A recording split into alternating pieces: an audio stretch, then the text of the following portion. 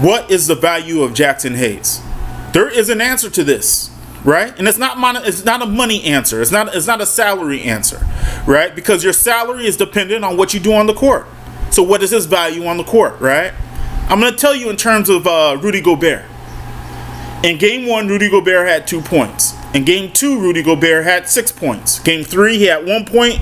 Game 4, he had 5 points. And in game 5, in which Jaxson Hayes did not play, Rudy Gobert had 27 points, 24 rebounds, 2 blocks. Does that tell you what Jaxson Hayes' value is? You see, Jaxson Hayes was yelled at. Not yelled at, but there was a drum beat to get this dude out the game. He shouldn't be playing, right? You know, JJ Redick couldn't look at himself as potentially being the problem, right? The way he was letting Luka play on the court couldn't potentially be the problem. The roster that Rob Pelinka assembled for the playoffs, right? In which the playoffs I now call the wrath to come. But the roster that Rob Pelinka assembled for the wrath to come, that couldn't have been the problem. The problem had to be Jaxson Hayes, right? Think about that. Think about that. The lowest profile guy on our starting 5, he's a problem. He's a problem. Sounds like some bullshit, right? Sounds like politics, doesn't it? It sounds like some flimsy way of thinking to direct blame. Just as long as I'm not the one on the chopping block. That's what it sounds like. And that's a really poor message. Sorry.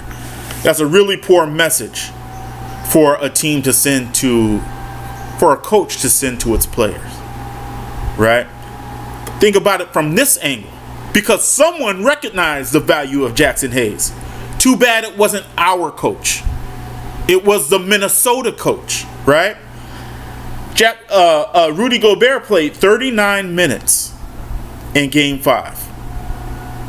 Think about that.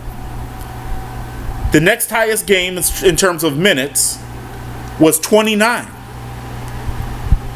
And it was the second game in which Minnesota lost to the Lakers. After that, it was 26, 25, and 24. So, I'm not even bringing up Jaxson Hayes' stats. He averaged like 2 points and 5 rebounds or something like that. Okay, well, Rudy Gobert scored, what did I say, 25 points? Take 2 off of that. Jaxson Hayes is worth 23. Right?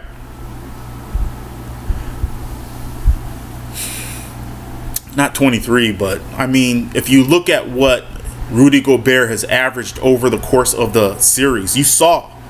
I just told you the numbers he had. The numbers were irrelevant. Jaxson Hayes was worth 15 points and 10 rebounds. Right? Even if he didn't have 15 points and 10 rebounds. That's the point I'm trying to get at. The Minnesota coach recognized, yo, these jackasses aren't going to play a center. They have no idea what the hell is going on. And he played Rudy Gobert 39 minutes. Does anyone think it's a coincidence that Rudy Gobert played 39 minutes in a game Jaxson Hayes did not play? In a game in which the Lakers had no other center on the roster? Does anyone think that's a coincidence? Does anyone think it's a coincidence that the game Jaxson Hayes doesn't play, Rudy Gobert goes for 25, 24, 2 blocks, 39 minutes? Does anybody think that's a coincidence? Because if you do, I got a bridge in New York to sell you.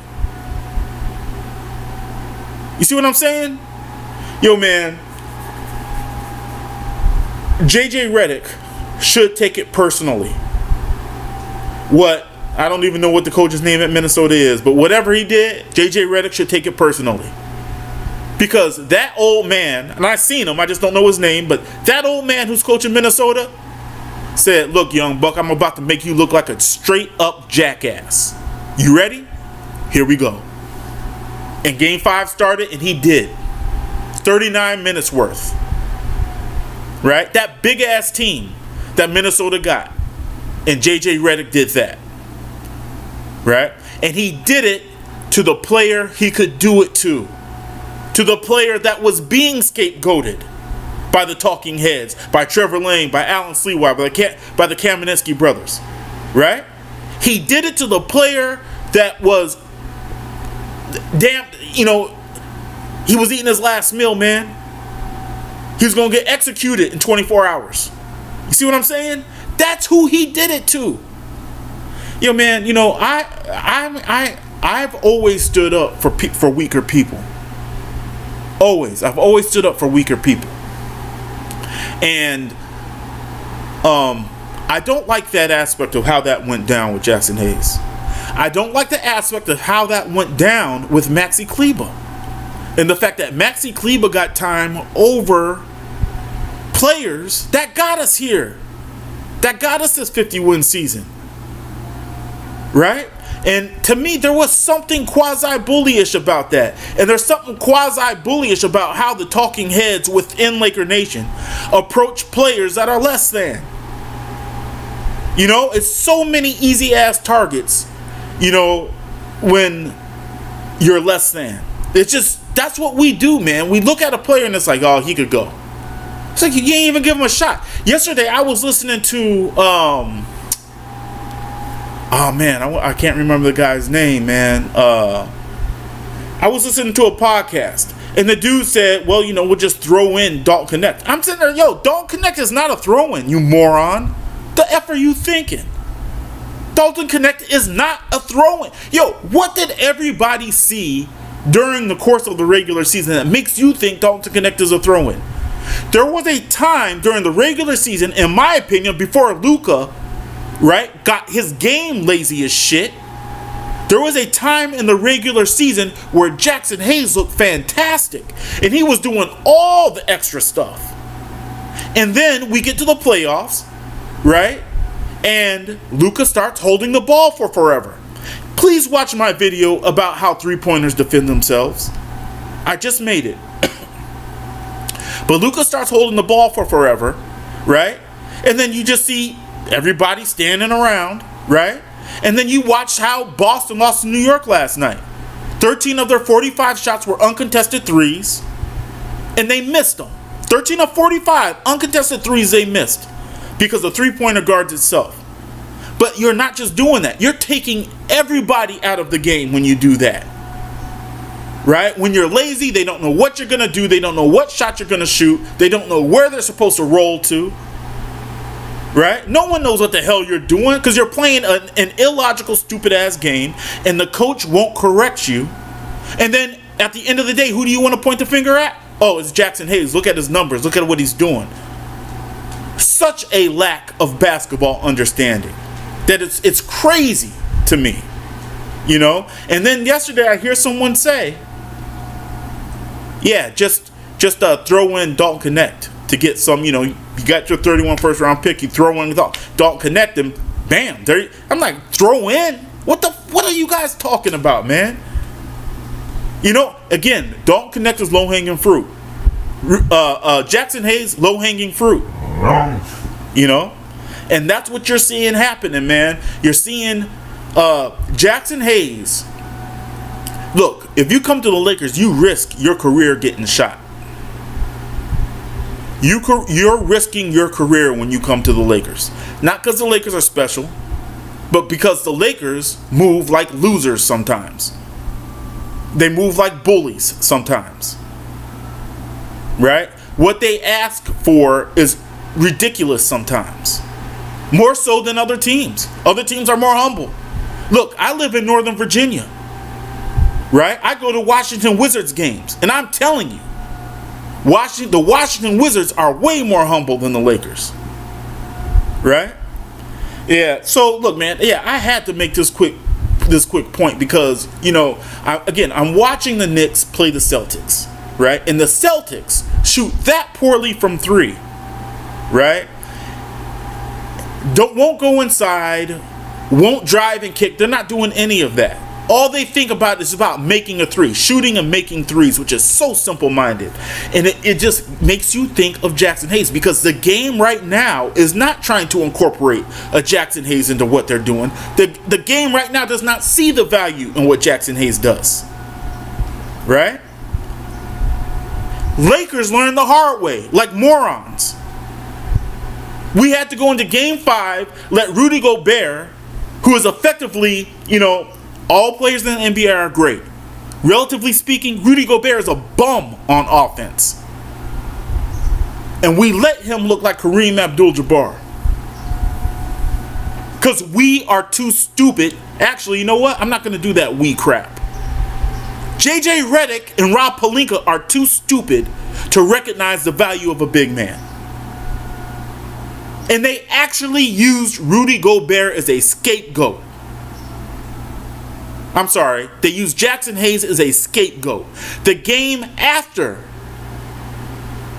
they played the starters the whole first half. Right? Gimmick. Straight up gimmick. The game after they played the starters the whole first half and blame the rest of the team.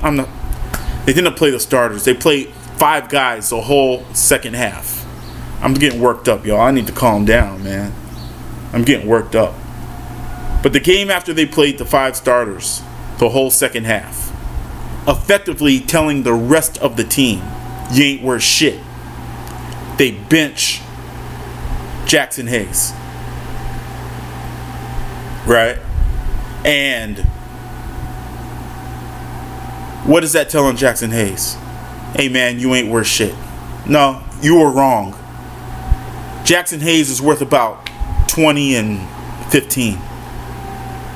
Because that's what Rudy Gobert did to you. And he had no game close to that.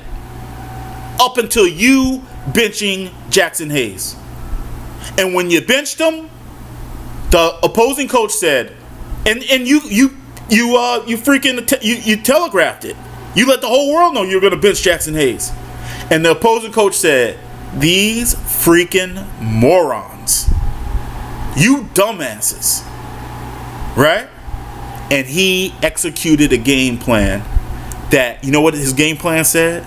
You freaking morons. You dumbass. That's what his game plan said. It's ridiculous. Yo, what is Jaxson Hayes worth? What is he worth? Please answer in the comments. What is he worth? Is he ideal? No. And I hate that term. There is no ideal, right? Well, maybe, I guess there is if you talk about Jordan or a 28-year-old LeBron or some shit. But ain't no ideal.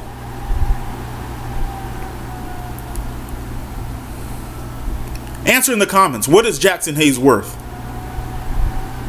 Because if you say he's a bum, then you're a bum who don't know basketball. Right? If you say that it was justified him not playing, then you are egotistical and worry more about yourself and whether you were right and whether your philosophy is correct on basketball. You ain't worried about the Lakers. You ain't worried about anything but yourself. Anybody who watched that series knows Jaxson Hayes helped contain, mitigate what Rudy Gobert could do. You know what you saw last night? This is the reason why I don't give the NBA before, 1978, 80, maybe a little later. This is why I don't give them any credit. This is why I don't give Major League Baseball superstars before they let black folks play any credit. Right? Rudy Gobert looked like Wilt Chamberlain. I'm not just talking about his numbers. Forget his numbers. Right? When Wilt Chamberlain first came in, they didn't have players as big as they got now. Not all over, not as athletic, none of that. Why? Too many white players. There was a fear of having too many black players on a team. That's what it was. It's true. Right? When Babe Ruth was hitting all those home runs, he ain't do it against black players. They didn't let everybody play. Therefore, they didn't let the best play. See, you can't cherry pick the best. You let all the best play or you let nobody play. It's all discredited. That's why I don't respect stats and stuff before they let black players play, before they let black players play in the Major League Baseball. I don't respect those stats. Don't mean shit to me. Right? I understand in baseball history and sports history who Babe Ruth was. I get it. It don't mean shit to me if you don't let the best play. The Lakers put forth a lineup where it looked like Wilt Chamberlain in 1960. That's what they put forth. And you let a lame like Rudy Gobert look like Wilt Chamberlain. Yo, that doesn't reflect on Rudy Gobert. That reflects on JJ Redick and Rob Pelinka. And if you wonder why I keep throwing Rob Pelinka in there, Rob Pelinka assembled the lineup. He assembled the lineup. Look, I knew 2 years ago Jaxson Hayes wasn't a starting center. I thought he had promise, but I knew he wasn't a quote-unquote starting center. Well, all last season, Rob Pelinka did not do shit. He didn't do anything. Literally did nothing.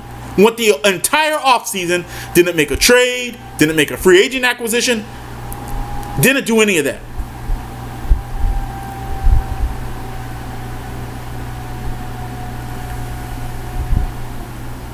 That's why I blame Rob Pelinka. That's why I blame Rob Pelinka. Right? And, it's just I don't like when, again, go back to the original question. What is Jaxson Hayes worth? He's worth what Rudy Gobert did to us in Game 5. That's the answer. This is Pure Uncut Lakers. Be cool.